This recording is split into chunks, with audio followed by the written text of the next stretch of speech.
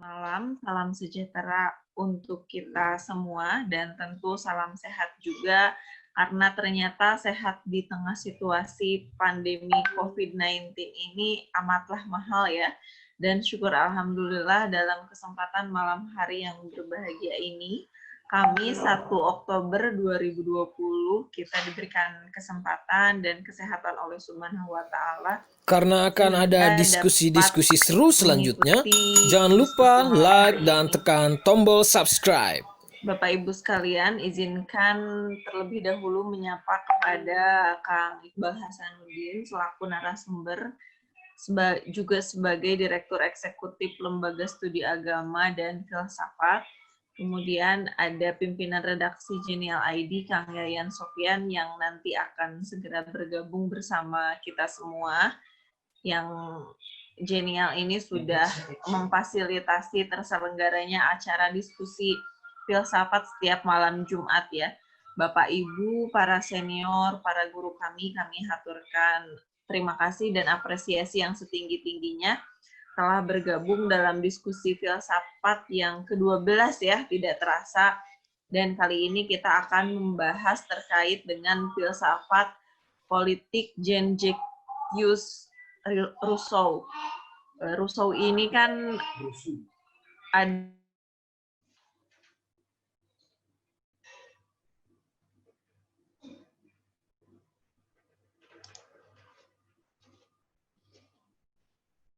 Suaranya Teh Neni, suaranya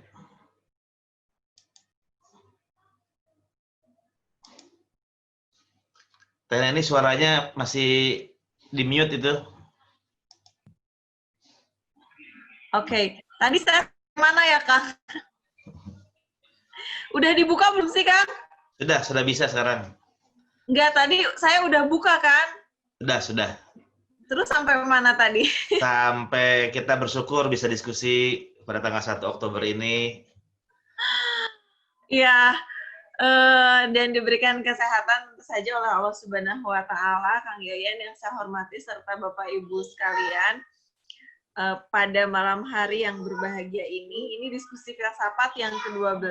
Kali ini kita akan membahas terkait dengan filsafat Jean-Jacques Rousseau.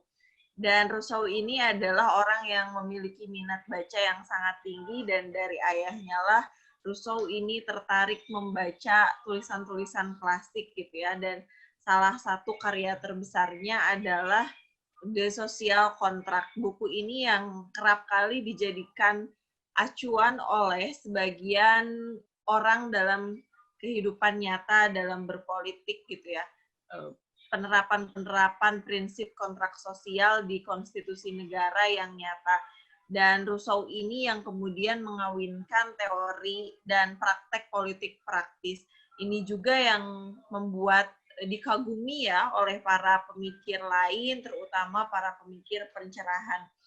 Berbeda dengan filsafat politik Plato yang berbicara tentang praktek-praktek ideal suatu negara, filsafat politik Rousseau ini berbicara tentang situasi konkret tempat tinggalnya dan bagaimana sebaiknya juga tempat itu dikelola dengan prinsip-prinsip yang tepat. Nah, siapakah Rousseau itu dan bagaimana bangunan pemikiran filsafat politiknya tentang bangunan sebuah negara dan apa relevansinya yang bisa kita aplikasikan dengan teori masa kini. Untuk mengelaborasi lebih jauh, sudah hadir di tengah-tengah kita, bersama kita juga Kang Iqbal Hasanuddin. Untuk itu, waktu seluas-luasnya saya persilahkan, Kang. Baik, terima kasih Teh Neni. Selamat bergabung untuk teman-teman semua, saudara-saudara semua.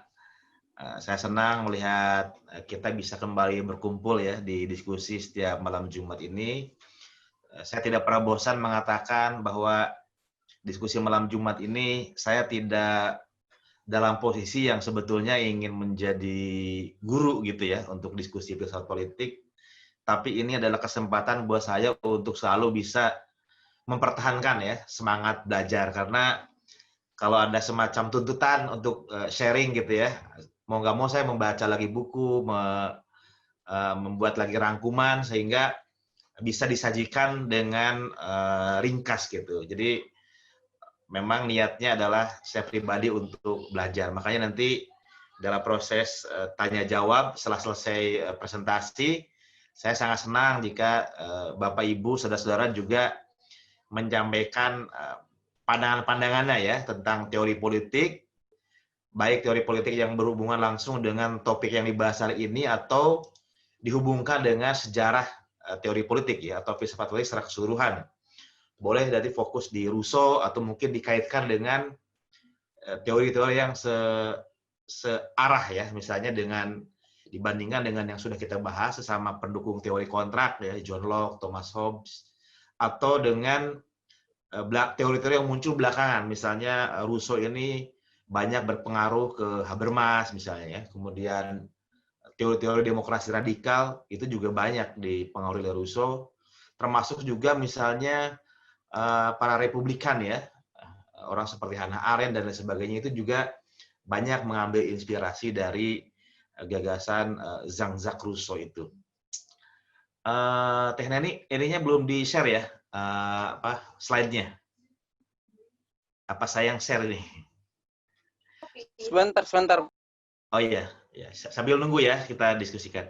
Jadi Bapak Ibu sekalian, Bapak Ibu teman-teman sekalian, ini adalah pertemuan ke-12. Jadi persis ini adalah 3 bulan ya, kita merayakan 3 bulan diskusi setiap malam Jumat. Tentu bukan sebuah bukan sesuatu yang mudah sebetulnya. Secara konsisten selama 12 kali kita diskusi filsafat.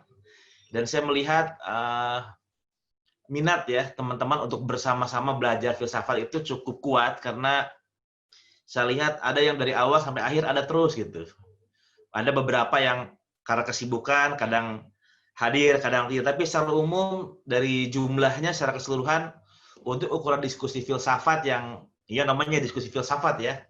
Biasanya orang yang meminati diskusi filsafat ya orang yang punya kebiasaan membaca buku, apapun latar belakang akademisnya pasti kalau dia minat membaca buku, minat diskusi biasanya mudah tertarik diskusi filsafat. Tapi kalau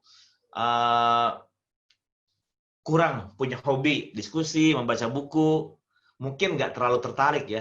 Apa sih diskusi filsafat? Walaupun ada politiknya, tapi kan filsafat politik gitu. Jadi saya anggap teman-teman Bapak Ibu yang hadir di sini sudah tentu bisa hadir karena memang ada panggilan ya, ada minat yang sama, ada kebiasaan yang sama, ada ya hobi yang sama, sama-sama suka membaca buku, sama-sama suka diskusi, sama-sama berbagi pengetahuan. Kita terhubung satu sama lain karena kesamaan minat, kesamaan tradisi, kesamaan hobi ya, membaca dan diskusi. Karena itu saya senang kita terhubung, kita bisa bersama-sama belajar dan izinkan saya memulainya sebelum nanti kita akan diberikan kesempatan untuk Bapak Ibu hadir sekalian juga berbagi pandangan. Bagi yang baru bergabung hari ini pertemuan ke-12 di mana di awal-awal kita membahas sebetulnya lebih banyak teori etika ya, karena dalam konteks klasik ya politik sebetulnya adalah pengembangan dari teori etika ya. Kita membahas Platon, kemudian Aristoteles, mazhab Stoa ya, kita bahas mazhab Stoa. Setelah Stoa kita beralih ke pemikiran etika dan sosial para pemikir Arab Islam ya. Di situ kita membahas misalnya Ar-Razi, kemudian Al-Farabi, Miskawayh dan juga Ibnu Rushd ya. Setelah itu kemudian kita masuk ke dunia Latin, kita membahas seorang imam Katolik yang juga punya minat terhadap filsafat politik, yaitu Thomas Aquinas, dan memang kebetulan Thomas Aquinas juga berpengaruh banyak ya kepada para pemikir belakangan. Ada disebut sebagai neotomisme adalah pemikir-pemikir di era modern yang ingin merevitalisasi pikiran-pikiran dari Thomas Aquinas, Thomas Aquino. Nah setelah Thomas kemudian kita masuk ke para pemikir modern. 3 minggu yang lalu kita membahas Thomas Hobbes sebagai tokoh yang dianggap paling awal ya, yang kemudian merumuskan teori negara Leviathan. Seminggu kemudian kita membahas John Locke kira-kira sebagai upaya untuk perkembangan lebih lanjut ya dari teori politik yang digagas oleh Thomas Hobbes. Dan kali ini sebetulnya juga kepanjangan meskipun sedikit berbeda dimensinya ya. Rousseau itu memang menulis buku kontrak sosial, ya bukunya agak tipis bukunya, tapi punya dimensi yang berbeda dari orang-orang seperti Hobbes dan John Locke ya. Jadi nanti kita akan bahas mengapa Rousseau itu sedikit berbeda dimensinya dibanding dua filsuf yang kita bahas sebelumnya. Kita masuk ke biografi dulu, karena seperti pepatah mengatakan, tak kenal maka tak sayang ya. Untuk mengerti keseluruhan gagasan dari pemikiran atau filsafat politik Rousseau, kita lihat dulu konteks kehidupan dia seperti apa. Ini sedikit banyak juga nanti kita bisa mengetahui, barangkali ada kaitan lah ya, ada pengaruh dari kehidupan pribadi terhadap pemikirannya. Namanya Jean-Jacques Rousseau, memang agak sulit ya, karena orang Indonesia itu terbiasa dengan pengucapan mereka yang memang berbahasa Inggris, berbahasa Belanda gitu. Ketika mengucapkan yang berbahasa Prancis itu kadang-kadang pronunciation-nya agak berbeda ya. Jadi saya mendengar namanya disebutkan sebagai Jean-Jacques Rousseau. Jean-Jacques Rousseau ini lahir pada tahun 1712 di Jenewa, Swiss ya. Jadi Swiss itu sebagaimana kita tahu adalah negara yang terdiri dari beberapa bahasa ya. Ada bahasa Itali, bahasa Prancis. Nah, ini termasuk Rousseau adalah orang yang lahir di Jenewa, Swiss, yang memang dari orang-orang yang berbahasa Prancis ya. Dan ayahnya seorang tukang arloji. Jadi ya pada era-era itu ya, abad 18, dia kalau sudah jadi tukang arloji itu artinya dia tinggal di kota gitu ya, kemudian tidak lagi berpijak pada pertanian, dia sudah terlibat dalam dunia bisnis, perdagangan, artinya sudah masuk kelas menengah.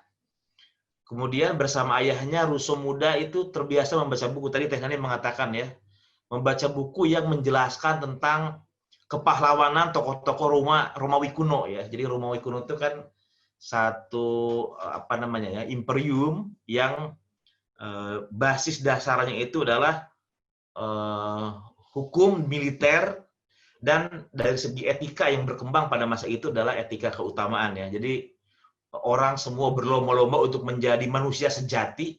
Manusia sejati itu adalah manusia yang bakat terbaiknya apa? Kalau menjadi tentara ya tentara yang terbaik. Kalau menjadi pemikir terbaik. Kalau menjadi pemimpin terbaik gitu ya. Kalau sekarang jadi olahraga terbaik kira-kira gitu ya. Jadi ada upaya untuk bagaimana mengembangkan diri sepenuhnya sehingga potensinya itu betul-betul optimal berkembang. Itu khas etika zaman Romawi dan Yunani ya. Dan itu yang kemudian juga yang menjadi inspirasi Rousseau ya, karena dari kecil belajar tentang satu khasanah klasik, sehingga sedikit banyak alam pikiran Rousseau ikut terpengaruh oleh apa yang dia baca itu ya. Dan dalam kadar tertentu saya pribadi sebenarnya punya juga punya kurang lebih kecenderungan itu ya. Orang-orang yang memang ada orang di era modern yang tertarik gitu dengan cerita-cerita klasik di zaman dulu, cerita kepahlawanan, cerita era-era kerajaan, senang gitu. Itu mungkin memang ada bagian dari kecenderungan orang yang menikmati suasana di mana kesempurnaan diri itu menjadi sesuatu yang penting, lebih penting ketimbang misalnya sekedar mengejar kenikmatan, mengejar kekayaan, popularitas gitu ya. Tapi kesempurnaan diri dalam pengertian aktualisasi diri itu dia nggak penting bagi sebagian orang.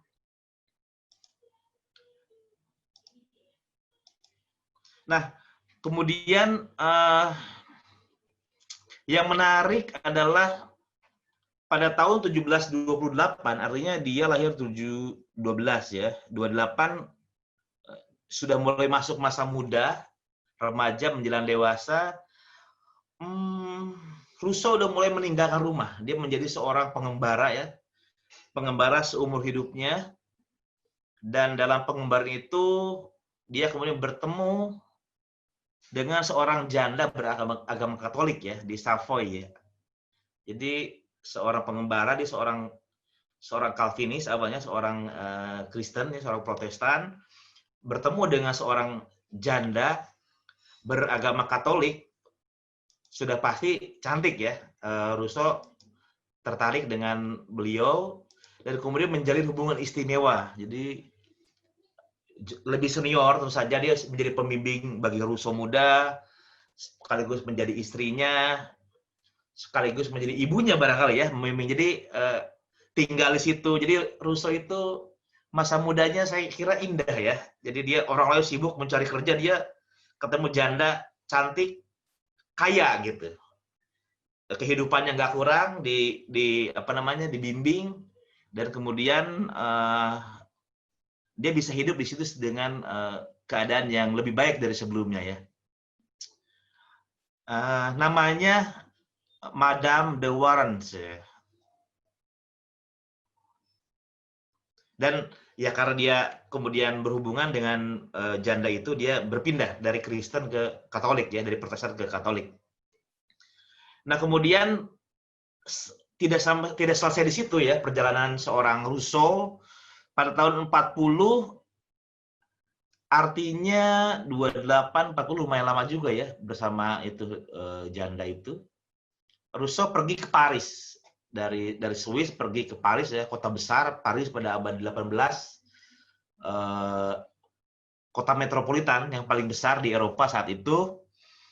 Kemudian di sana dia bergaul dengan para ilmuwan, para filosof yang sangat terkenal. Kalau kita membaca sejarah pemikiran modern, kita nggak akan lupa dengan orang-orang para filosof pencerahan ya. Ini orang seperti Denis Diderot, D'Alembert, kemudian Voltaire, itu tokoh-tokoh besar yang dijumpai oleh Rousseau di Paris. Dan dia banyak bergaul, banyak berdiskusi tentang semangat pencerahan. Ketiga orang ini orang yang sangat percaya pada pencerahan, percaya pada akal budi, percaya pada pengetahuan ilmiah, percaya pada teknologi, dan mengkritisi tradisi dan ingin melampaui tradisi ya. Jadi Rousseau pada masa-masa awal bergaul dengan orang itu. Kemudian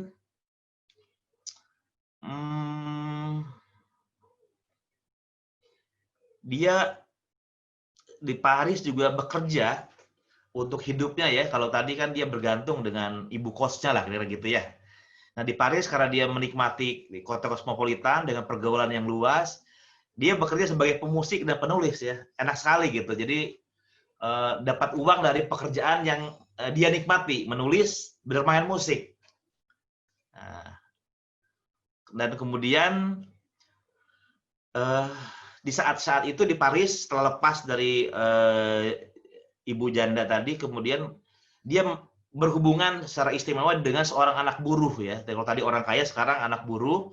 Dan dari perempuan ini lahir 5 anak. Jadi lama juga di Paris kan, sampai bisa lahir 5 anak. Kalau setahun 1 anak aja ya berarti minimal 5 tahun kan. Dan anaknya kelima-limanya nggak ada yang diasuh. Kesemuanya dititipkan di panti asuhan. Jadi berhubungan, punya anak, dan anaknya selalu dititipkan di panti asuhan ya.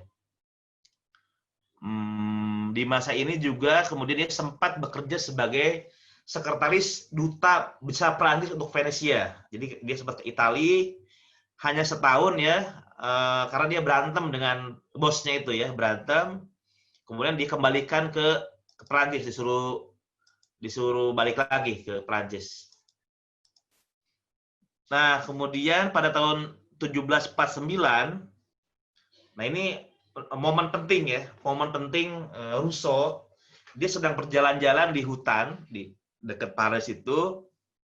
Tiba-tiba dia menemukan satu poster lah ya, kira-kira kalau sekarang itu poster sayembara dari Akademi Dijon ya, dengan topik kira-kira tulisan itu diminta, jadi sayembara untuk membuat tulisan, dan tulisan itu diminta menjawab pertanyaan apakah kemajuan kesenian atau seni dan pengetahuan ilmiah itu membantu manusia itu memurnikan moralitas, adat istiadat, dan seterusnya ya, sopan santun gitu.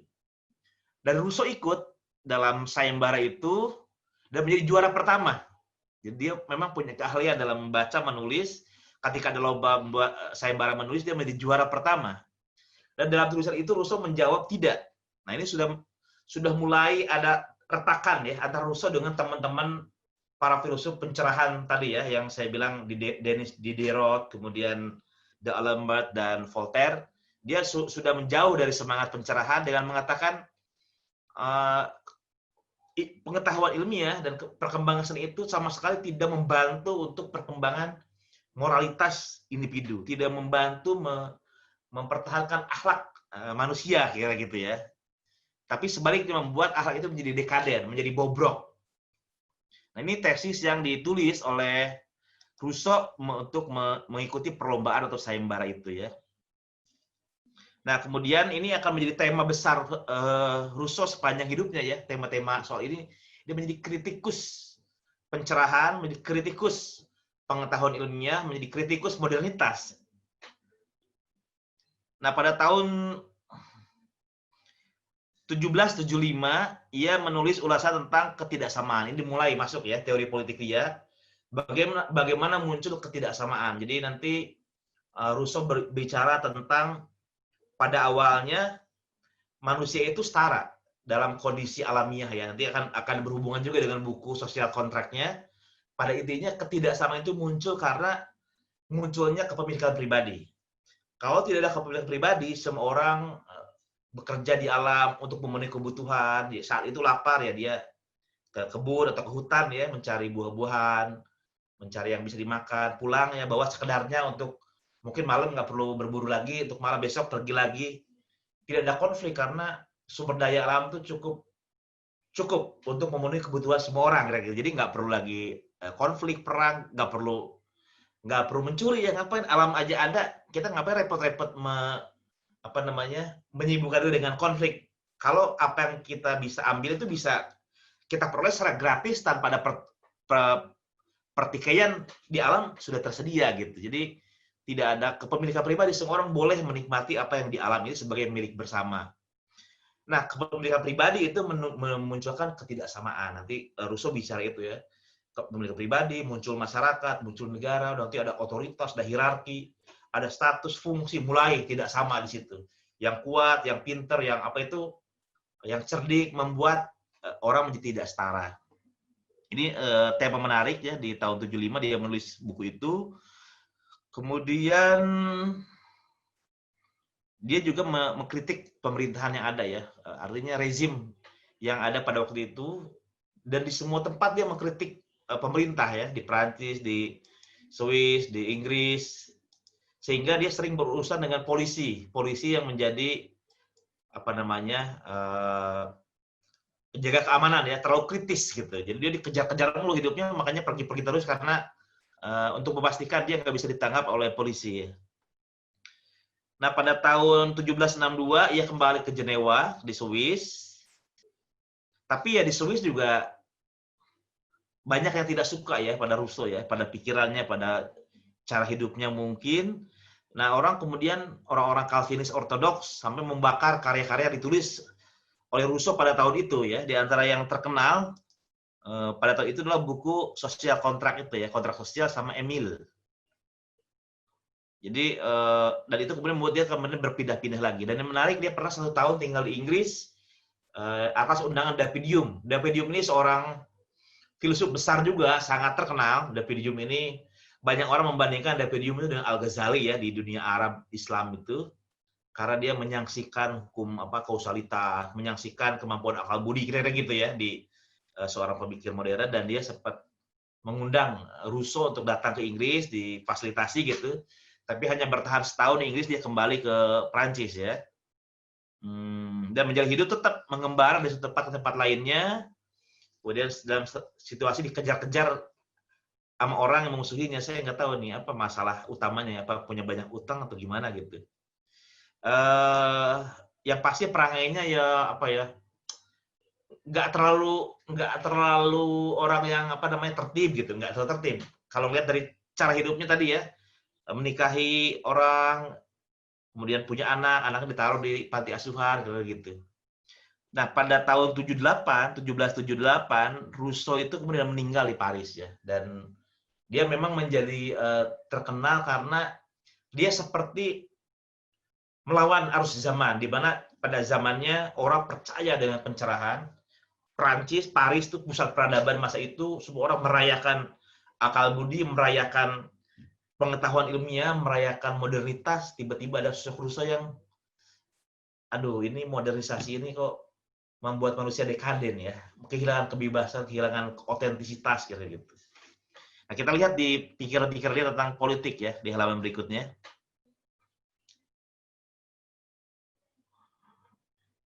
Nah, seperti yang sudah-sudah, kalau berbicara tentang filsafat politik atau teori negara, sudah pasti ada satu asumsi tentang manusia ya. Jadi kalau bicara masyarakat, bicara negara, bicara organisasi, mau tidak mau harus ada ulasan tentang apa itu manusia. Pasti tidak mungkin orang bicara masyarakat, bicara negara, bicara pasar, bicara lembaga tanpa bicara tentang asumsi manusia yang menjadi pijakan dari rumusan-rumusan tentang negara atau masyarakat.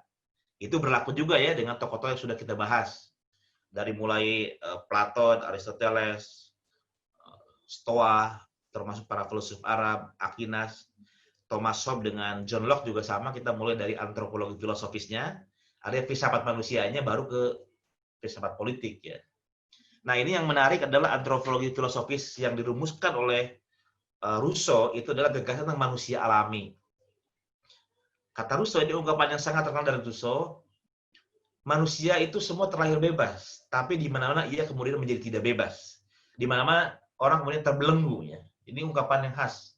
Jadi pada fitrahnya, dalam fitrahnya orang itu lahir bebas, tapi tidak lama dia mengenyam kebebasan. Ketika masuk pada kebudayaan, masuk pada kehidupan masyarakat, keluarga, dia langsung terjatuh pada ketidakbebasan ya. Karena tadi kalau sudah masuk masyarakat tuh ada otoritas, ada hierarki, ada status, ada fungsi yang membuat kemudian kita semua seperti diatur oleh masyarakat ya. Dari kecil diajarin tidak boleh pipis sembarangan. Kalau pipis bilang ya, nanti diajak ke toilet gitu. Jangan kembali pakai bajunya, ini salah. Ini kaki kiri ini kalau minum sambil duduk misalnya. Itu pokoknya setiap menit kita diatur, segala sesuatunya tuh nggak ada yang dipersilahkan untuk mengikuti apa yang menurut kita mau. Enggak, dari kecil sudah nggak boleh ini, nggak boleh itu, harus semua. Segala hal terkait dengan manusia, pakaian, bentuk tubuh, rambut, cara tidur, cara duduk, semua langsung tidak bebas gitu. Langsung diatur gitu oleh apa namanya masyarakat ya. Nah, kata Rousseau, penyebab ketidakbebasan itu adalah masyarakat. Sebelum terbentuk masyarakat, manusia itu sebenarnya bebas. Dalam keadaan alamiah, pra-negara, manusia itu seperti orang liar yang baik. Jadi orang kampung, kalau dulu kita selalu membayangkan ya orang kampung gitu ya, di desa itu kan dia kita nggak pernah melihat orang kampung itu misalnya membuat intrik politik untuk dapat jabatan tertentu gitu ya, atau apa namanya menolong sesama ya, dia nolong aja, nggak dalam rangka dapat sesuatu, ingin diberi sesuatu gitu. Kalau orang kampung itu dalam tanda petik memang liar, nggak sopan santun kayak orang kota gitu ya, yang apa bergaya gitu. Tapi di tengah keliaran, di tengah kepolosan itu dia baik. Orang kampung gitu, orang desa ya. Jadi Rousseau membayangkan dulu di mana masyarakat belum terbentuk, masyarakat negara yang kota gitu ya. Orang-orang tuh liar, memang kampungan tapi baik gitu. Baik, nggak nipu, nggak kayak kelihatan sopan tapi nyopet gitu kan. Enggak, orangnya nolong, memberi sebisanya, kalau ada yang bisa ditolong, ada yang bisa dibantu tanpa ada pretensi untuk dapat imbalan. Itu karakteristik orang liar yang baik ya. Bagi Rousseau, dalam keadaan alamiah, manusia sebetulnya netral ya. Istilah orang liar baik itu maksudnya polos. Dia tidak selalu berpikir ini baik apa buruk gitu. Dia alami aja karena mengikuti insting, mengikuti kebiasaan, tradisi yang sejak awal sudah dia lakukan dengan cara seperti itu ya. Jadi sebetulnya netral, tidak baik dan buruk, tidak egois, tidak altruis. Egois itu berarti mementingkan diri sendiri, altruis kalau perlu mengorbankan diri untuk orang lain ya, altruis. Ya, orang-orang liar yang baik itu ya spontan aja gitu. Dalam keluguannya nggak ingin berkorban berkorban sehingga merugikan diri sendiri atau mementingkan sendiri, mengeluarkan orang lain, enggak, biasa aja dalam posisi yang netral gitu. Jadi polos, mencintai diri secara spontan. Manusia alami adalah manusia yang bebas dari segala campur tangan orang lain dan karenanya semua manusia setara ya. Jadi karena dia nggak mau ganggu orang lain, dia juga nggak mau diganggu. Dia melakukan sesuatu yang menurut dia anggap baik, cukup. Dan dia juga nggak mau melakukan sesuatu yang bisa merugikan orang lain gitu. Jadi dalam konteks itulah tidak ada yang mengganggu, tidak ada yang mengatur, tidak ada yang membatasi, maka manusia alami itu sebenarnya dalam keadaan yang bebas dan sekaligus juga setara karena sama-sama memiliki kebebasan yang sama. Selanjutnya,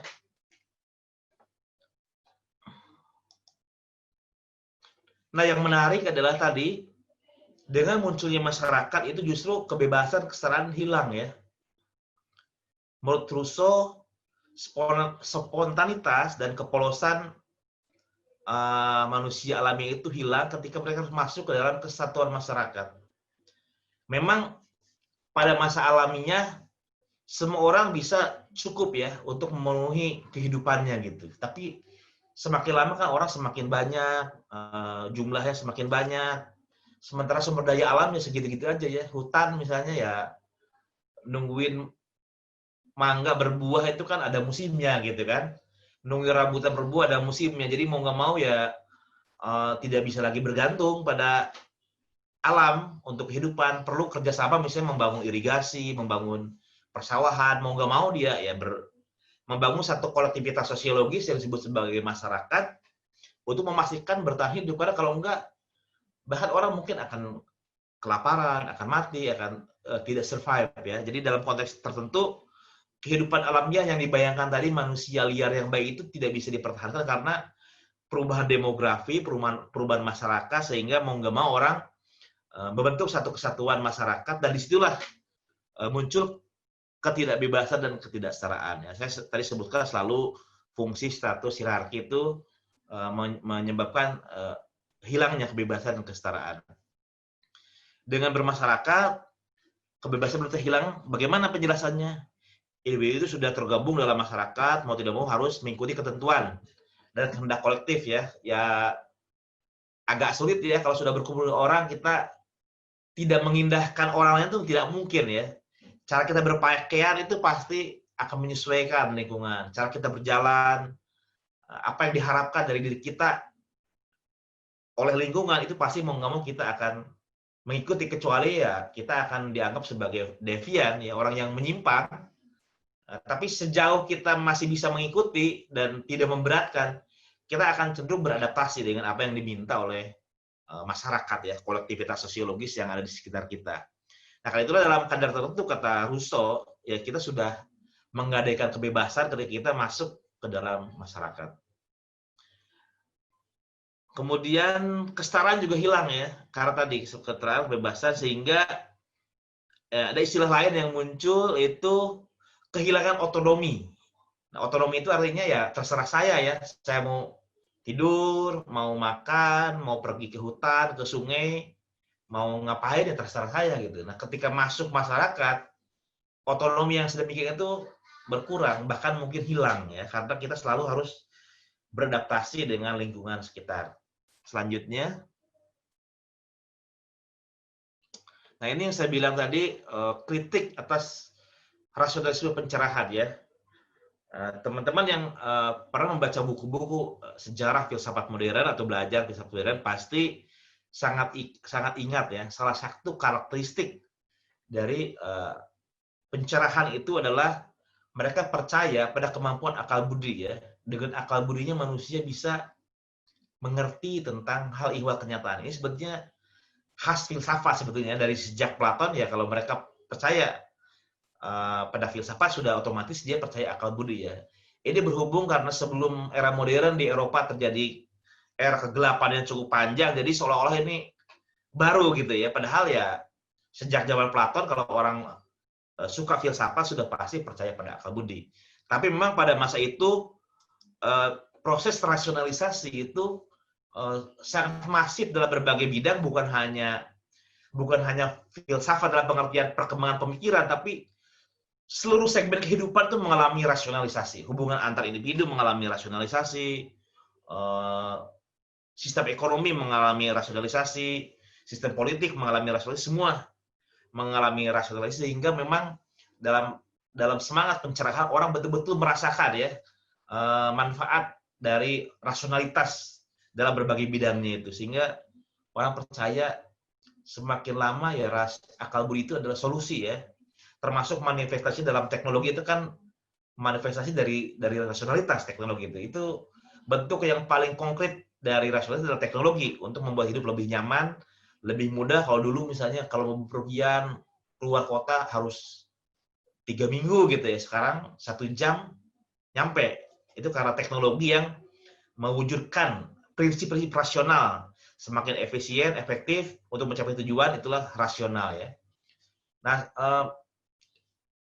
yang juga menjadi dampak langsung dari rasionalitas adalah mereka yang punya akal budi itu menjadi subjek, mereka yang jauh dari akal budi itu menjadi objek. Nah, tentu saja dalam konteks hubungan manusia dengan yang non-manusia, alam itu kan tidak rasional ya, dalam hal tidak punya kesadaran, tidak punya budi. Makanya alam ya akan menjadi objek dari kita yang punya objek ya. Jadi alam itu dianggap sebagai persediaan yang siap pakai, yang bisa kita nikmati gitu. Bahkan dalam kadar tertentu, modernitas itu dengan berpusat pada subjek yang berpikir itu membuat manusia lain yang sebetulnya punya akal budi juga, punya kesadaran, punya perasaan, dijadikan objek juga. Jadi menjadi objektivasi, bukan hanya alam, tapi manusia itu dianggap jadi objek ya. Karena objek artinya dimanfaatkan, dimanipulasi untuk kepentingan dan pemenuhan kebutuhan-kebutuhan dari subjek yang berpikir gitu. Alam jadi objek, manusia jadi objek, dibuat sistem yang membuat manusia itu kemudian mengikuti prinsip-prinsip rasional dan dalam kadar tertentu harus kehilangan kebebasan ya. Nah, ini yang kemudian dikritik oleh Rousseau ya. Jadi manusia modern itu seperti menjadi robot karena segala sesuatu diukur dengan perhitungan matematis ya. Kalau mau ke sana kira-kira menguntungkan nggak? Kalau ke sana kira-kira bahaya nggak? Kalau ini semuanya itu terkalkulasi gitu. Semua terkalkulasi. Untungnya apa buat saya? Berapa cost yang diperlukan? Berapa benefit yang muncul? Jadi prinsip ekonomi itu menjadi dipakai dalam segala aspek kehidupannya. Nah, karena kemudian akal budi dalam pengertian tadi ya, dalam bahasa yang belakang disebut sebagai instrumental itu, kemudian manusia sudah kehilangan dimensi-dimensi kemanusiaan yang lain ya, dimensi intuitif, dimensi emotif, perasaan, spirit, kehendak gitu ya, keberanian, cinta. Kadang-kadang kan cinta itu mengorbankan sesuatu yang mungkin kalau menurut perhitungan efektivitas dan efisiensi merugikan ya, tapi kita karena punya passion ya, punya kehendak, punya kesukaan pada sesuatu ya itu dilakukan juga. Belakangan ya banyak contohnya ya, di mana orang mau berkorban untuk sesuatu yang kalau kita hitung sebenarnya nggak masuk akal ya, tapi dilakukan juga. Dalam banyak kasus misalnya pakaian, kemudian sepeda. Para goester tuh kadang-kadang sepeda itu memang macam-macam ya, harga nggak bohong, tapi dalam kadar tertentu orang kemudian selalu mengupdate sepeda atau handphone lah ya dengan merek terbaru. Sebenarnya kan bukan fungsinya, tapi ada fungsi-fungsi yang laten yang demi status gitu kan, demi hobi. Kadang-kadang dalam kadar itu seperti udah nggak masuk hitungan matematis gitu ya, mengorbankan uang karena sesuatu yang, nah ini passion ya, passion, semangat, spirit gitu ya, kemudian intuisi, rasa gitu. Itu sesuatu yang hilang karena manusia terlalu rasional, terlalu menjadi sangat matematis, udah seperti robot gitu. Sudah kehilangan lagi etos seperti orang-orang klasik ya, yang dia bergerak dengan passion, bukan hanya soal kalkulasi, tapi dia spirit untuk mengembangkan diri, spirit untuk menciptakan sesuatu yang berarti dalam hidup itu udah nggak ada gitu. Nah, dan manusia menjadi objek, dan juga kemudian kalaupun dia subjek ya tidak jauh seperti robot karena kalkulatif tadi ya. Nah, ketimbang mendukung rasionalisme pencerahan yang membuat manusia menurut Rousseau menjadi dekaden, Rousseau justru mengajak kita semua kembali ke alam. Menjadi manusia alamiah yang spontan, intuitif, peka rasa, bebas, dan setara ya. Kembali ke alam. Itu semboyan meskipun Rousseau nggak pernah menulis kata-kata itu, tapi kalau kita ungkapkan dalam satu kalimat, apa sih pikir Rousseau tentang kritik terhadap pencerahan? Yaitu kembali ke alam, di mana manusia itu ya spontan, lugu, baik gitu ya, tidak kalkulatif, tidak manipulatif. Itu gagasan tentang manusia Rousseau yang jauh dari ideal manusia subjek pencerahan ya, yang otonom, rasional, kalkulatif, dan seterusnya. Selanjutnya,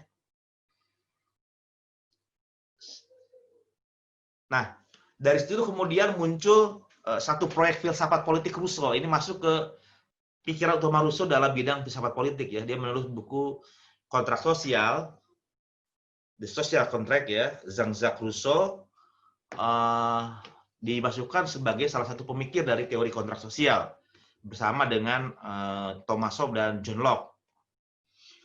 Jadi tadi kan dikatakan idealnya kata Rousseau, manusia itu berada dalam keadaan alamiah ya, yang lugu, karena tidak ada kepemilikan pribadi ya orang rileks aja ya.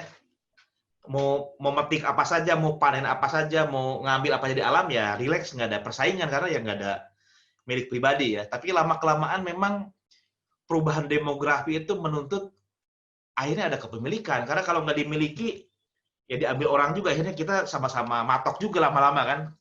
Karena kalau semua orang matok, kita nggak matok, ya kita nggak bisa menikmati juga. Akhirnya ya, kalau semua orang matok, akhirnya semua orang matok. Ini tanah saya, ini tanah saya, ini tanah saya, semua. Akhirnya masing-masing punya milik gitu. Dan dalam keadaan tertentu sekarang, keadaan alamiah seperti dibayangkan oleh Rousseau itu agak sulit dengan perubahan masyarakat sedemikian kompleks, apalagi ada uang, ada kepemilikan. Idealnya sih inginnya kayak dulu, kayak masa keadaan alamiah ya. Tapi perubahan sosial sudah tidak memungkinkan. Nah, pertanyaan Rousseau itu gini, perubahan itu niscaya semakin kompleks masyarakat tuh mau nggak mau ya orang, kalau sudah banyak orang ya pasti bermasyarakat ya. Tapi pertanyaannya, bagaimana caranya perubahan masyarakat terjadi, tapi keindahan hidup pada era alamiah tetap bisa dipertahankan, gitu kan? Jadi ini tantangan Rousseau nih. Dia tidak bisa mengelak dari perubahan, tapi dia tidak ingin keburukan-keburukan masyarakat menimpa individu ya. Jadi yang perubahan diterima, tapi ingin kebaikan-kebaikan sebelum era masyarakat itu bisa dipertahankan. Masyarakat seperti apakah, negara seperti apakah yang bisa memastikan bahwa individu tetap bebas dan setara seperti pada keadaan alamiah sebelum munculnya masyarakat, sebelum terjadi kontrak sosial ya, kalau istilah Hobbes dan John Locke itu gitu. Nah, Rousseau menulis buku itu, Kontrak Sosial, untuk menjelaskan bagaimana negara yang bisa menjamin kebebasan kesewarganya seperti pada masa keadaan alamiah, state of nature, walaupun sekarang sudah masuk kepada era negara. Selanjutnya. Nah, sebelum dia berbicara tentang negara yang diidealkan ya, yang menjadi sumbangan Rousseau terhadap filsafat politik, dia mengkritik praktek politik pada zamannya. Jadi Rousseau ini hidup di era sistem politik monarki absolut di Prancis. Dalam konteks monarki itu kan, bagi monarki rakyat tuh kayak budak lah ya. Jadi apa namanya, dia harus ikut apa kata raja. Kalau raja butuh uang ya orang harus mau gitu. Kalau perlu, kalau raja minta nyawa dicabut ya harus rela. Kalau raja suka pada seseorang walaupun dia mungkin sudah punya orang lain, ya harus direlakan. Seolah-olah tidak ada artinya di mata penguasa dalam sebuah sistem monarki absolut ya, rakyat itu. Nah, dalam konteks seperti itu, kekuasaan itu menjadi semacam kekuatan eksternal yang memaksa, yang mengancam kebebasan, memperlakukan manusia tidak setara karena dia hierarkis ya. Dia absolut kekuasaan di satu kelompok, satu titik. warga yang lain menjadi objek yang tidak punya kedaulatan, yang tidak punya kebebasan, tidak boleh berkehendak sendiri, tidak boleh menentukan sendiri, semua tergantung penguasa absolut itu. Nah, dalam konteks itulah kemudian terjadi dualisme ya, antara kekuasaan, antara negara dengan rakyat. Negara menentukan, rakyat menjadi objek. Penguasa berdaulat, rakyat jadi robot ya, diatur sedemikian rupa oleh penguasa. Nah, kata Rousseau, dalam negara yang seperti itu, ya mungkin dalam sistem yang lain juga ya, tidak harus monarki, dalam negara yang klaimnya demokratis atau klaim yang lain, tapi kalau seperti itu bentuknya, di mana terjadi dualisme antara negara dengan rakyatnya, maka Rousseau akan mengatakan warga negara itu akan kehilangan otonominya. Individu itu yang berada di tengah kuasa negara yang bersifat heteronom ya. Jadi heteronom itu lawan dari otonom. Jadi otonomi itu oto diri, nomos itu ketentuan, keteraturan. Jadi bagaimana saya bersikap, bertindak, berperilaku, terserah saya yang menentukan gitu kan. Kalau hetero itu orang lain. Jadi kita mau gimana-gimana tidak bisa menentukan nasib sendiri. Kita selalu ditentukan oleh pihak luar, itu heteronom. Nah, dalam negara yang seperti itu tidak ada otonomi, yang ada adalah heteronomi. Nasibnya ditentukan oleh pihak luar, tidak punya hak untuk memutuskan apa yang baik. Saya hanya diperbolehkan untuk ikut, wajib untuk taat ya, sami'na wa ta'na gitu kan. Tidak punya hak sama sekali untuk menentukan gitu. Itu heteronomi. Kadang kita beragama juga begitu ya, kehilangan otonomi karena kita seperti dipaksa untuk ikut aturan-aturan yang kadang kita nggak ngerti gitu. Karena ada satu eksternalitas di luar kita yang memaksa dan membatasi kebebasan. Nah, hilangnya otonomi warga negara dalam kekuatan asing negara itu telah menimbulkan dualisme rakyat dan negara, di mana kehendak negara tidak mencerminkan kehendak rakyat. Jadi kebayang ya, rakyat tuh inginnya misalnya sejahtera, tapi kerajaan itu ya rakyat itu kan milik kami sebagai pemilik negara. Jadi kalian berkorban lah untuk saya. Saya yang menentukan seperti apa kolektivitas politik ini gitu. Nah, di situ terjadi perbedaan ya, kontras antara kehendak rakyat dengan kehendak negara menjadi berbeda, bahkan bertolak belakang. Kedaulatan negara membatasi kedaulatan rakyat. Kalau negara berdaulat, rakyat tidak berdaulat. Kalau negara menentukan, rakyat ditentukan. Kekuasaan negara menyebabkan hilangnya kebebasan kesalahan warga negara. Kebayang ya, negara yang punya kekuasaan absolut itu kita seperti berada dalam ketidakbebasan sempurna ya. Ini takut, ini nggak boleh. Kita bisa mati kapan aja, properti kita bisa diambil kapan saja. Karena tadi kehendak kekuasaan bertolak belakang dengan kehendak rakyat. Kedaulatan kekuasaan bertolak belakang dengan kedaulatan rakyat. Rousseau sebagai seorang filsuf politik menolak negara semacam itu. Menurutnya negara yang seperti itu yang berhadapan dengan rakyat itu menjadi kekuasaan yang asing. Di hadapan warga negara itu tidak memiliki keabsahan sama sekali. Jadi di saat yang sama Rousseau mengkritik ya teori-teori seperti yang disebut oleh Filmer kemarin, seolah-olah kekuasaan itu datang dari antah berantah, dari Tuhan, itu diberikan kepada keluarga raja, ya udah rakyat nggak punya basis legitimasi untuk kekuasaan. Kamu hanya berkewajiban untuk taat. Raja itu memang udah terlahir jadi raja, jadi nggak usah mempertanyakan keabsahan kekuasaan gitu. Jadi, nah itu yang dikritik oleh Rousseau ya, pandangan yang seperti, dan itu kata Rousseau, negara seperti itu tidak sah. Kalau ada satu kekuasaan dengan mempraktekkan kekuasaan seperti itu sudah pasti tidak sah. Kalau tidak sah yang bisa kita lawan, bisa kita perangi ya, nggak sah gitu. Kalau kita melawan penguasa yang sah ya kita jelas melanggar prinsip-prinsip etis, prinsip hukum. Tapi kalau sudah nggak sah ya berarti nggak berlaku. Kita nggak perlu taat negara yang seperti itu kata Rousseau ya. Nah, kalau itu tidak absah, kekuasaan negara yang seperti itu yang dalam pengertian absolut ya, melanggar kebebasan kedaulatan warganya, satu-satunya bentuk kekuasaan negara yang absah, kalau tidak bertentangan dengan prinsip kehendak rakyat adalah republik. Jadi Menarik ini, Rousseau ini pembelaan republik ya, menolak sistem di luar republik. Nah ini menarik para pendiri bangsa ya, founding fathers and mothers merumuskan kita memilih sebagai negara republik, bukan kerajaan. Bung Karno ditawari dulu jadi raja ya Indonesia. Bung Karno, kamu kan pemimpin, kalau mau kita bikin kerajaan Indonesia gitu. Bung Karno, nggak mau saya. Saya hanya mau menjadi pemimpin dari bangsa yang menekankan prinsip kedaulatan rakyat. Ini seperti Rousseau, Bung Karno itu. Jadi tidak mau prinsip yang bukan republik. Mengapa republik? Sebab republik berarti rakyat yang berdaulat. Paham kalau rakyat menjadi intisari dari gagasan negara republik. Jadi kalau ada bicara tentang republik, maka inti dasarnya adalah kedaulatan rakyat. Kalau dalam sebuah negara yang mengarah sama republik, tapi rakyat tidak berdaulat, perlu dipertanyakan istilah republik itu mungkin sekedar basa-basi ya. Tidak betul-betul terwujud dalam kenyataan bahwa memang rakyat yang berdaulat. Menurut Rousseau, pada awalnya masing-masing individu memang memiliki kehendak sendiri-sendiri. Jadi ini pertanyaan berikutnya ya. Kalau kata Rousseau, kan kedaulatan rakyat sebagai negara yang dengan dasar rakyat, negara itu menjadi absah gitu kan.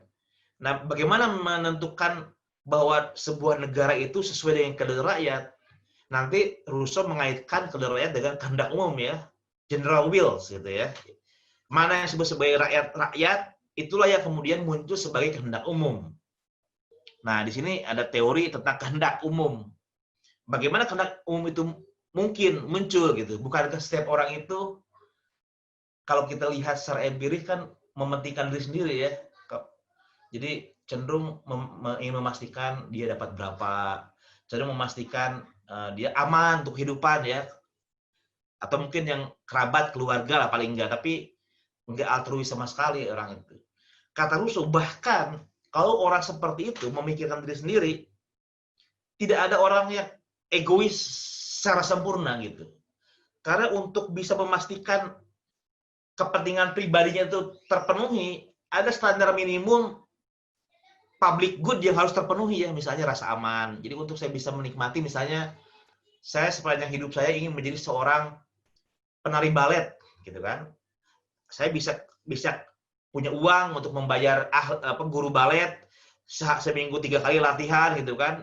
Kemudian ada tempat yang bagus.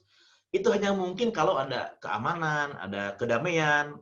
Kalaupun kita banyak uang dan kita suka tari balet, tapi situasi sosial chaos, kan kita bahkan nggak bisa latihan tari balet kan. Jadi bahkan untuk mewujudkan kepentingan individu, kita tetap ada rukun minimal yang harus terpenuhi dalam konteks kepentingan umum tadi itu. Di antara contohnya misalnya kedamaian, keadilan, keamanan. Kalau nggak aman, sebanyak apapun uang kita ya kita tidak bisa menikmati apa yang kita miliki ya. Jadi nggak perlu khawatir kata Rousseau, seindividualisnya orang tetap selalu ada di baliknya secara tersirat kebutuhan terhadap kepentingan umum gitu.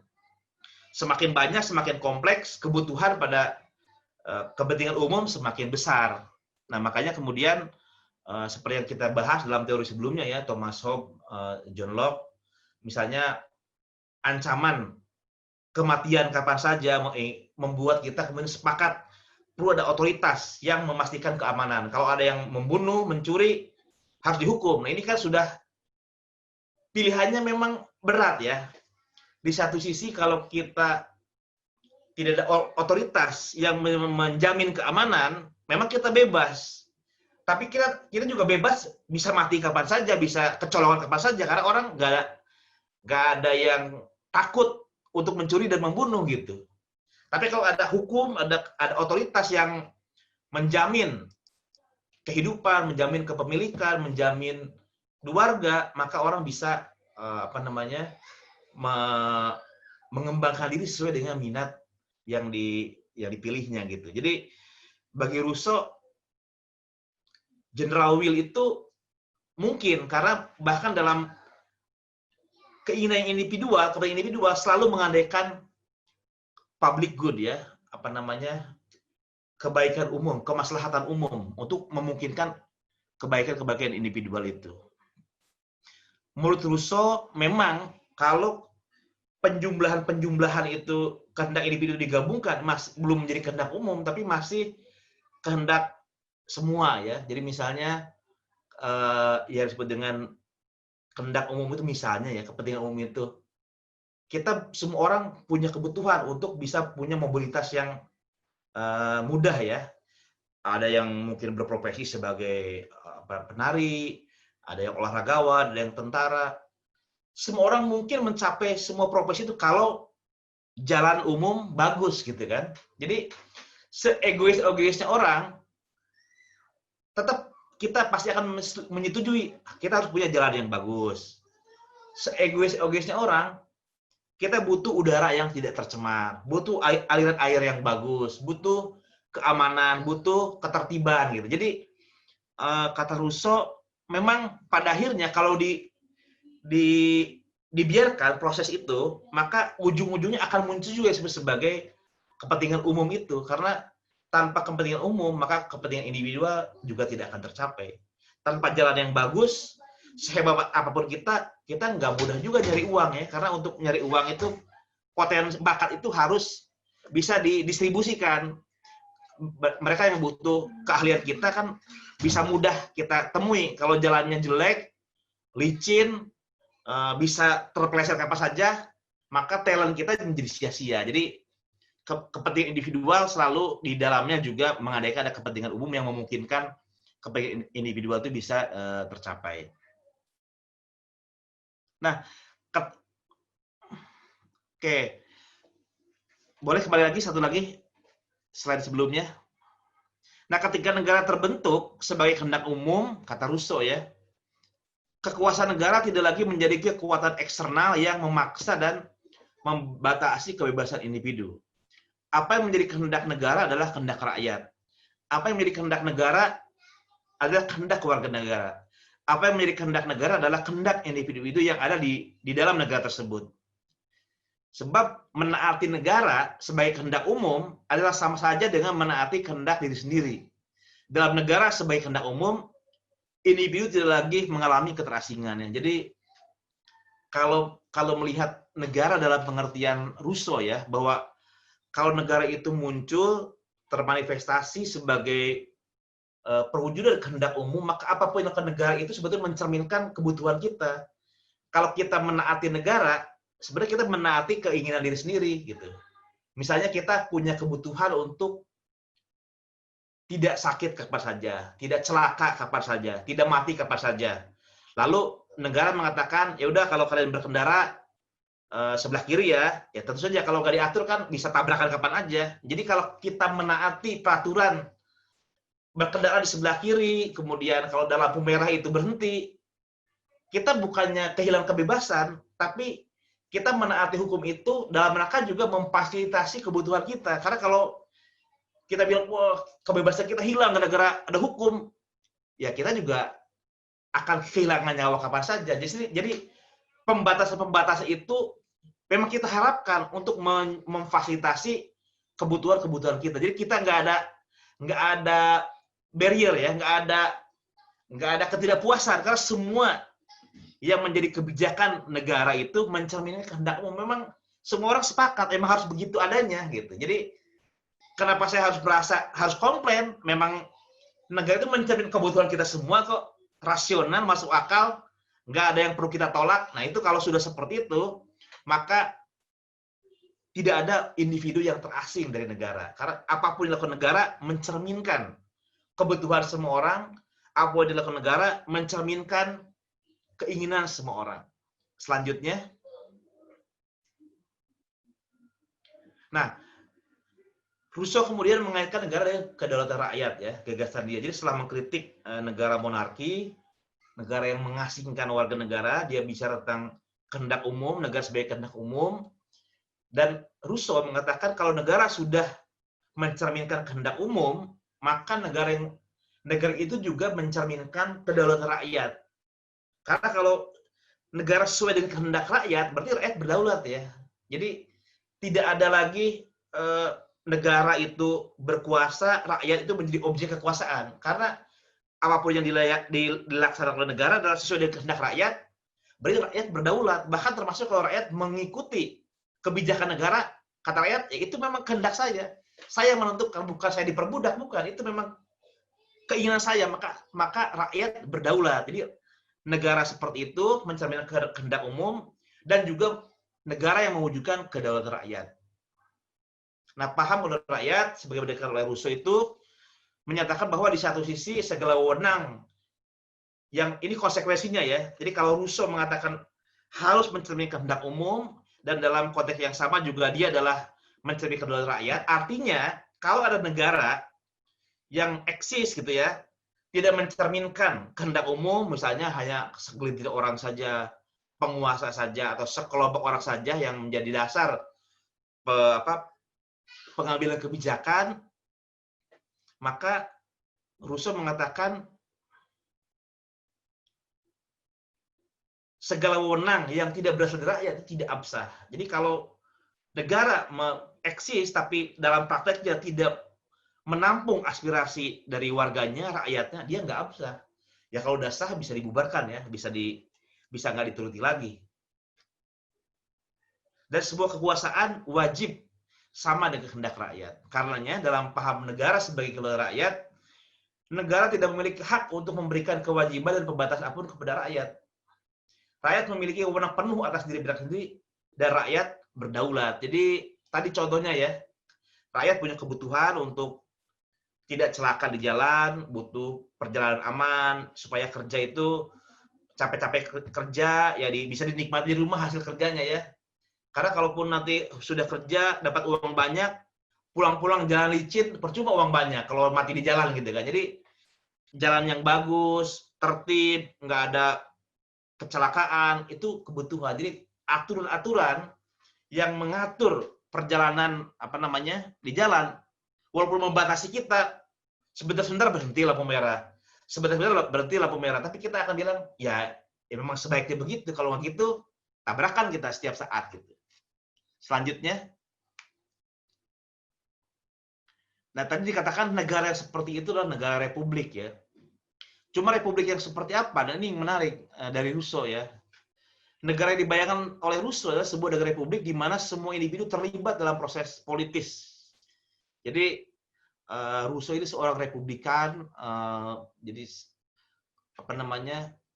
dalam proses politik untuk memastikan tidak ada keterasingan politik, dia menolak prinsip perwakilan politik ya. Jadi dicoblos kayak kita ya, partisipasi dalam pemilu, kemudian nanti proses politik ya anggota dewan yang melakukan, rakyat ya terserah anggota dewan lah nanti keputusan gimana, rakyat udah nggak bisa lagi ikut mengubah gitu dah. Ini yang ditolak oleh Rousseau ya. Jadi sistem politik yang dia bayangkan itu sebuah demokrasi langsung. Mungkin kalau di kita ya hanya memungkinkan kalau kita demokrasi langsung itu paling besar sekabupaten ya. Jadi negara itu harus kabupaten, karena kalau segera Indonesia di mana tempatnya kita berkumpul semua dan apa efektif ya, 300 juta berkumpul di Monas gitu, nggak muat juga. Dan kalaupun diskusi ya nggak kedengeran juga kan, ratusan juta gitu kan. Tapi kalau semua orang bisa kumpul itu mengandaikan mungkin sekecamatan kali ya, orang sekecamatan baru bisa ngobrol dalam situasi tatap muka. Jadi dalam konteks sebuah negara dengan jumlah penduduk yang banyak, sudah bisa dipastikan harus pakai perwakilan. Kalau sudah pakai perwakilan, sudah bukan lagi demokrasi langsung seperti dibayangkan oleh Rousseau. Masih yang tadi?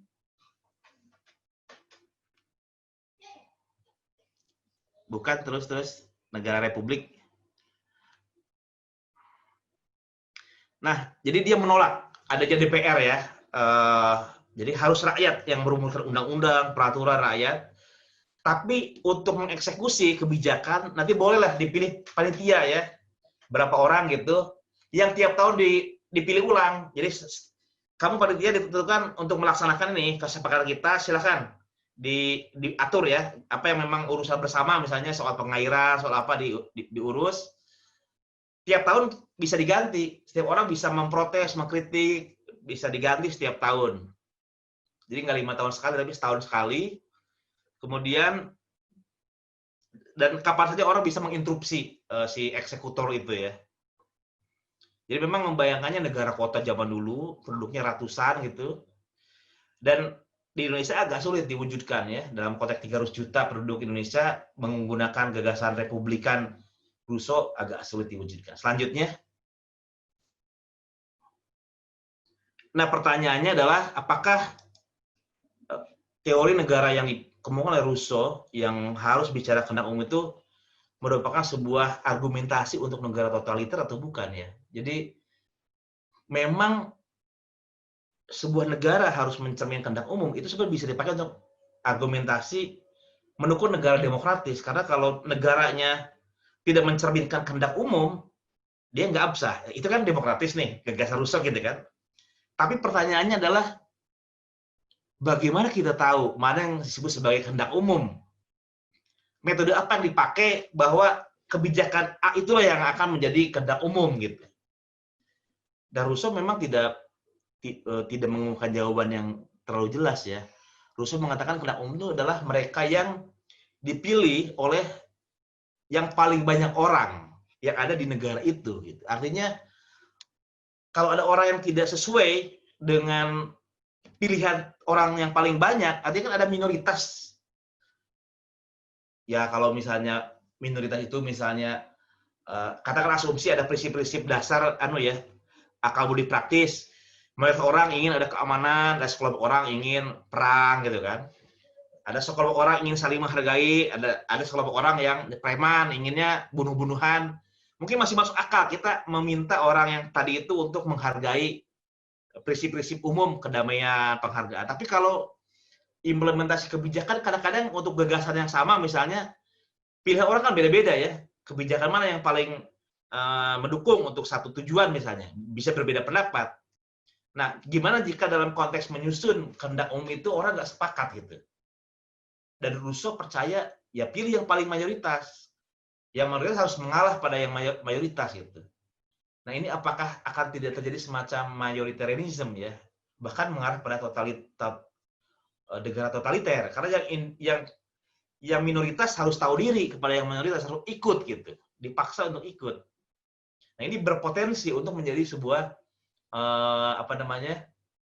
negara totaliter kalau dipahami dengan cara tadi ya, artinya minoritas dipaksa untuk ikut apa yang diinginkan oleh mayoritas.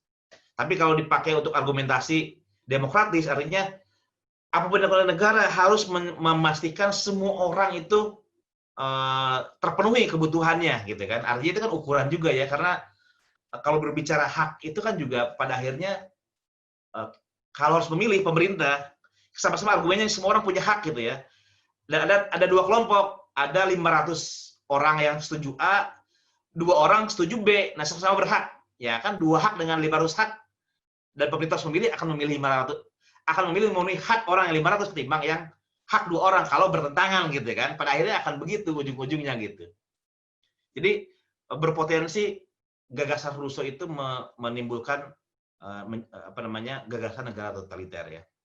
Di sini terutama karena Rousseau itu tidak memberikan ruang bagi pemisahan antara individu, masyarakat dengan negara. Kita kembali ke John Locke misalnya. John Locke itu kan jelas individu, masyarakat, negara. Negara itu ya dia panitia aja gitu untuk memastikan hak hidup terjaga, hak kepemilikan properti terjaga, hak untuk berkeluarga terjaga, kebebasan berpikir terjaga gitu ya. Jadi negara tuh nggak ngurus banyak hal, jadi nggak perlu kehendak umum lah. Yang penting negara tuh minimal kehidupan minimal sebagai manusia yang bermartabat terpenuhi oleh panitia yang disebut dengan negara kan loh gitu. Sisanya ya urusan masyarakat, urusan individu gitu. Nah, sementara Rousseau itu seperti tidak mengenal pemisahan antara negara dengan masyarakat, tidak mengenal pemisahan antara individu dengan negara. Jadi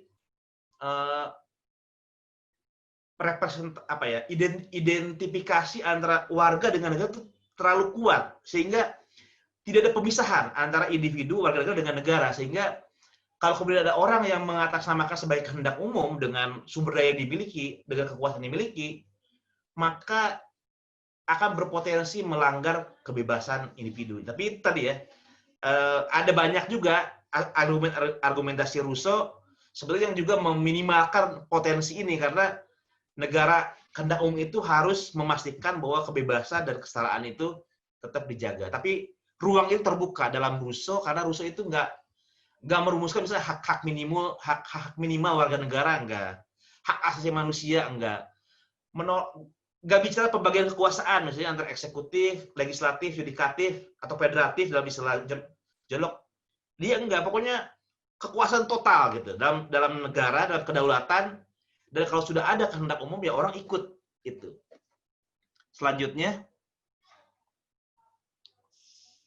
meskipun ada potensi tadi ya terjerumus kemungkinan pada satu sistem negara totaliter, tapi sumbang Rousseau tetap besar dalam bagi filsafat politik ya sampai sekarang. Saya tadi menyebut Hannah Arendt, Habermas, kemudian banyak para teoritisi demokrasi yang berhutang pada gagasan Rousseau ya.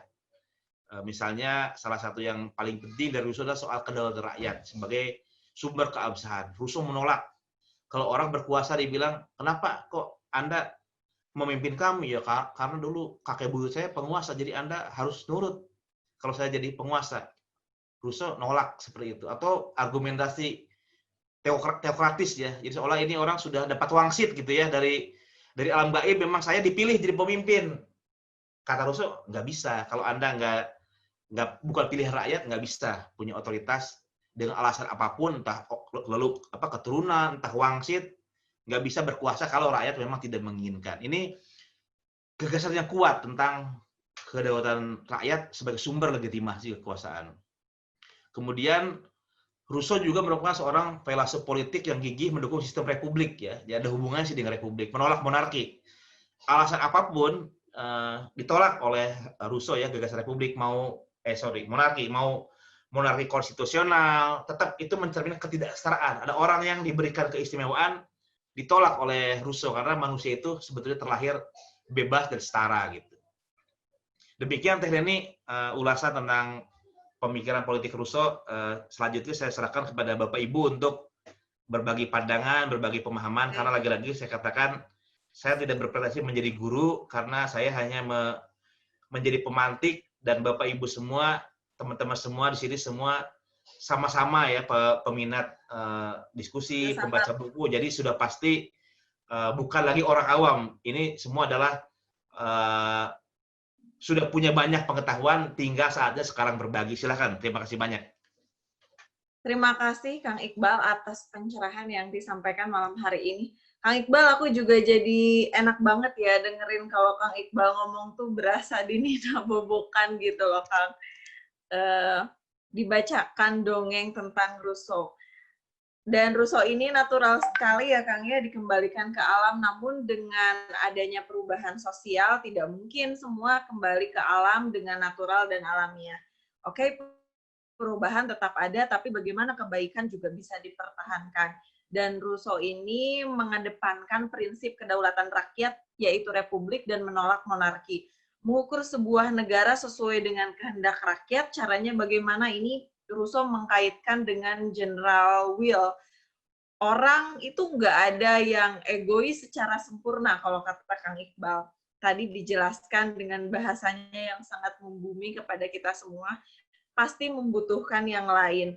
Karena memang setiap insan itu sejatinya butuh rasa aman, damai, adil, yang menjadi prinsip keadilan umum. Dan ketika negara terbentuk sebagai kepentingan umum, maka apa yang menjadi kehendak negara adalah kehendak rakyat. Baik Bapak Ibu sekalian, selanjutnya saya membuka sesi diskusi dan tanya jawab. Kita bisa diskusi ya Kang ya, bisa menambahkan, berbagi pandangannya juga. Mungkin ada yang terlewat dari yang Kang Iqbal sampaikan. Kang Iqbal, barangkali Kang Iqbal mau mengundang siapa malam hari ini untuk dipersilahkan terlebih dahulu pertama menyampaikan pandangannya. Siapa nih Kang?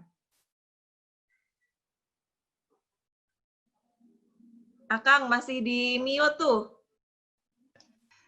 Ada Pak Tatang Mutakin, ada Pak Irwan Aku tadi mau ke Pak Tatang Mutakin. Pak Tatang Mutakin bisa berbagi ilmunya dengan kita semua terkait dengan filsafat politik Rousseau ini. Teh, di link chat udah ada pertanyaan, Teh. Iya, udah ada. Tapi nanti maksudnya kita buka dulu diskusi interaktif ya. Atau Pak Sarjito mau menyampaikan secara langsung boleh. Mas Nehem, tolong dong dibantu dibuka mute-nya Pak Tatang. Sudah Teh. Udah. Pak Tatang?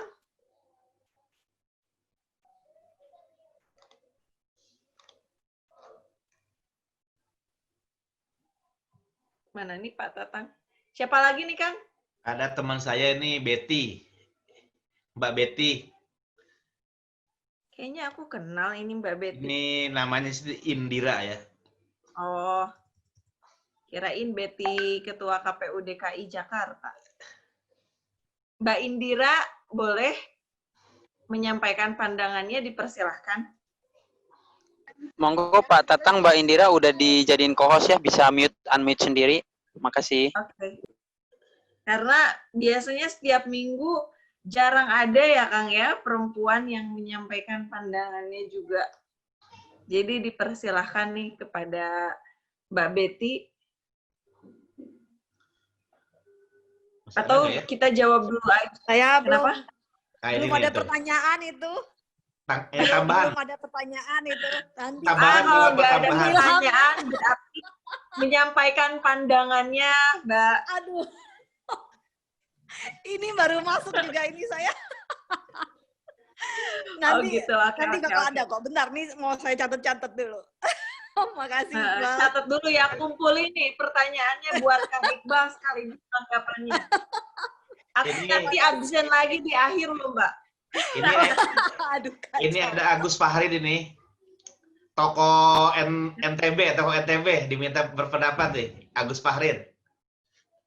Oke, Pak Agus Fahrin dipersilahkan. Jadi di sini namanya slengean ini. Tuh kan banyak yang mencantumkan bukan nama asli ya. Ayo Pak Agus. Oh iya, selengean ini jadi Pak Agus Fahrin. Pak Agus Fahrin dipersilahkan. Pak Agus Fahri ini di DPRD Provinsi NTB sekarang ya. Silakan. Dewan berarti ya. Kok namanya selengean sih, Pak? Pak, boleh dibuka mute-nya, Pak? Sudah kita jadikan co-host loh. Bapak tinggal buka mute-nya saja.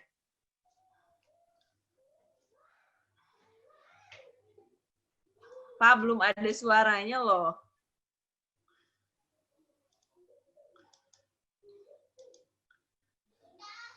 Pak Agus Fahrin? Masih di mute.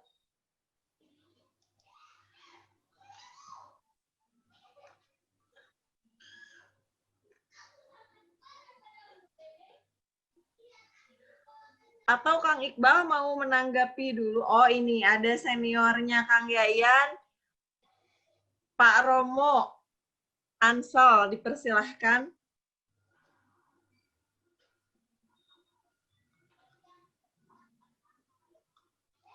Pak Romo.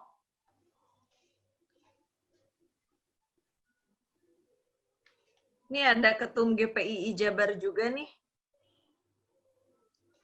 Nanti siap-siap nanya ya, menanggapi ya, Kang Irwan.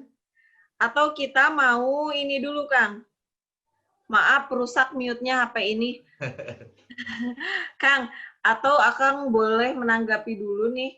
Ada pertanyaan dari Pak Sarjito, apakah sejarah Indonesia yang otoriter bisa menentukan mana yang benar, mana yang baik, dan apakah negara totaliter merupakan negara yang berpaham organisasi, mengutamakan aturan organisasi, dan meniadakan ruang privacy? Soal sejarah Indonesia. Kalau kita kembali ke Rousseau, sebetulnya memang terkesan mendukung mayoritas ya. Tapi kalau mayoritas ini kan artinya sebanyak mungkin orang. Semakin banyak orang terpenuhi kebutuhan, maka sebetulnya negara itu semakin mencerminkan kepentingan bersama ya. Jadi kalau negara totaliter atau negara otoriter itu kan sebetulnya yang dilayani cuma segelintir orang kan. Misalnya dalam kasus negara-negara totaliter itu kayak rezim ya, penguasanya keluarga atau orang-orang di sekitar. Misalnya kalau dalam 200 juta warga negara ya paling yang diuntungkan dari sebuah rezim totaliter atau otoriter itu mungkin 10%-nya yang mendapatkan benefit dari sistem yang otoriter. 90% sisanya ya mungkin dirugikan ya. Jadi kalau kita konsekuen dengan gagasan Rousseau, maka kalau bisa 90% terpuaskan aja kebutuhan-kebutuhan dasarnya, sebenarnya negara itu sudah baik ya. Jadi belum 100% misalnya kebutuhannya terpenuhi dari keberadaan negara, tapi 90% terpenuhi itu jauh lebih baik ketimbang negara yang hanya memikirkan 10% warganya. Misalnya penguasa atau keluarga penguasa gitu. Jadi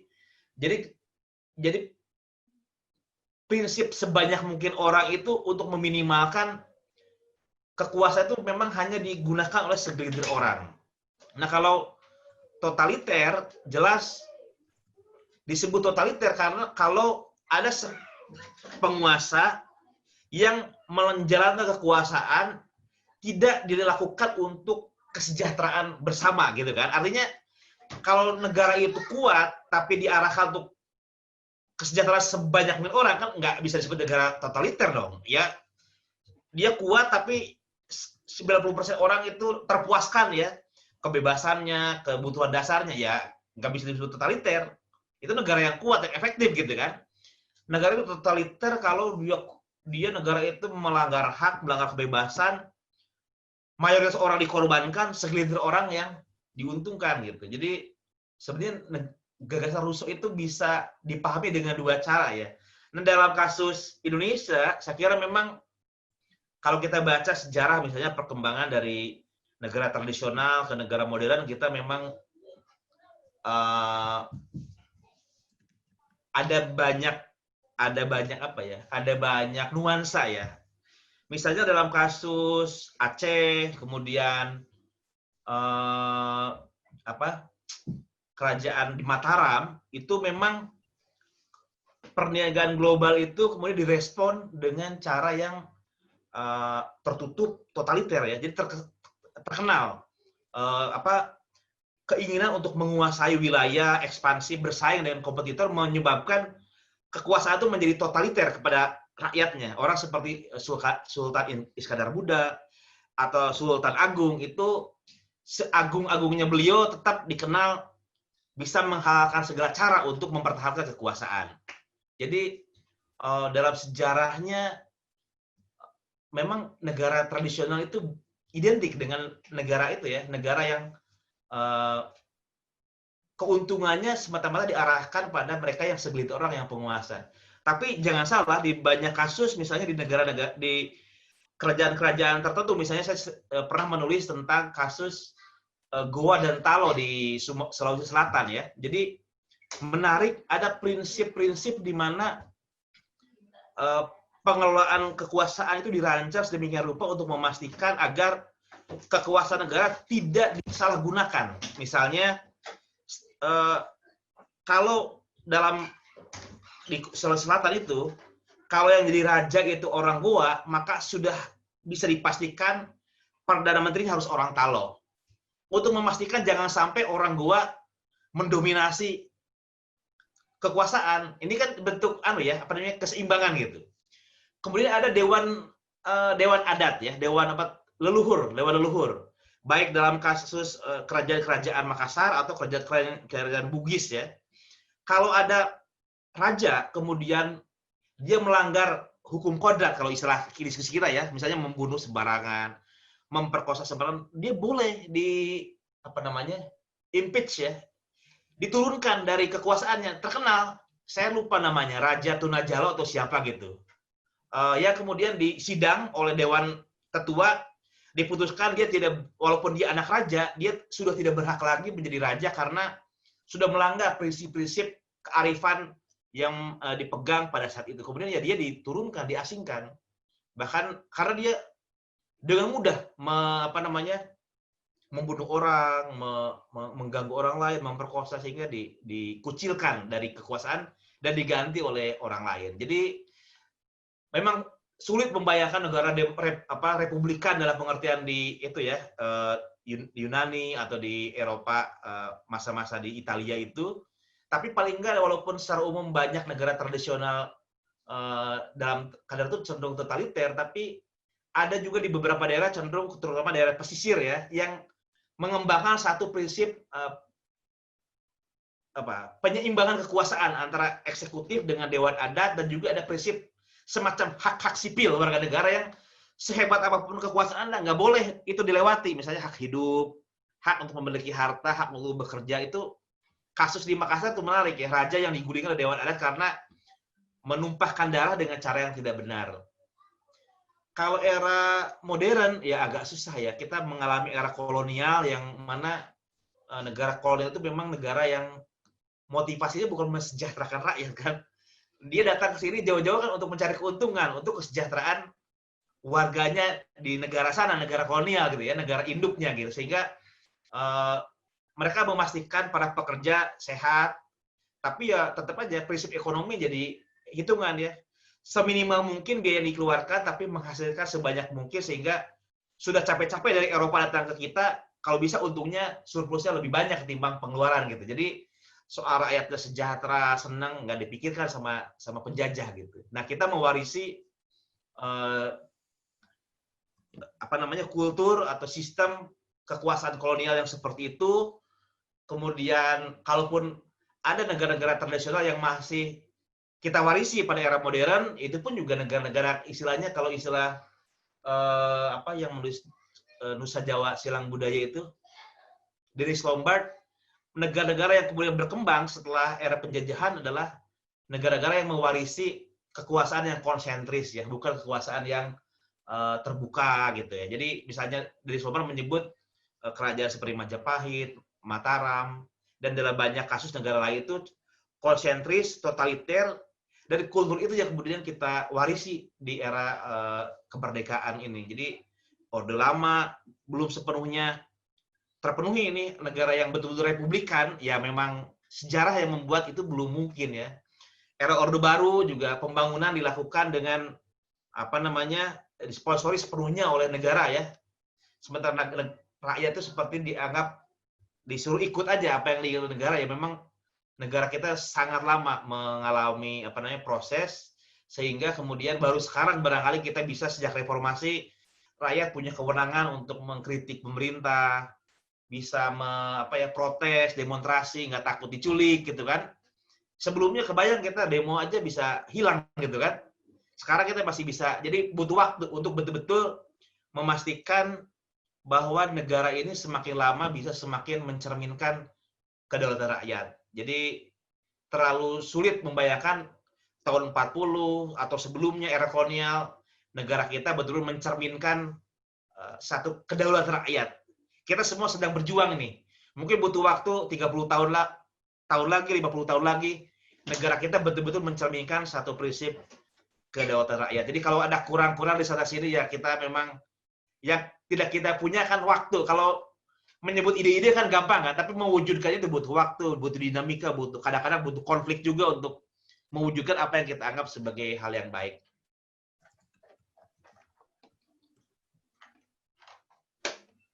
Oke, terima kasih atas tanggapan baliknya, Kang Iqbal. Kayaknya ini semua yang bergabung malam ini pengennya jadi pendengar aja gitu, Kang Iqbal. Soalnya emang enak juga jadi pendengar setia itu. Kang Iqbal, ini ada Neni panggil lagi Pak Tatang ya. Pak Tatang sudah bisa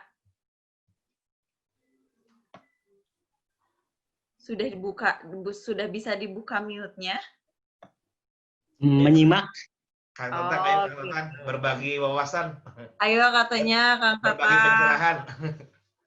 Berbagi pencerahan dengan kita semua. Ini nyambi nih, nyambi deadline.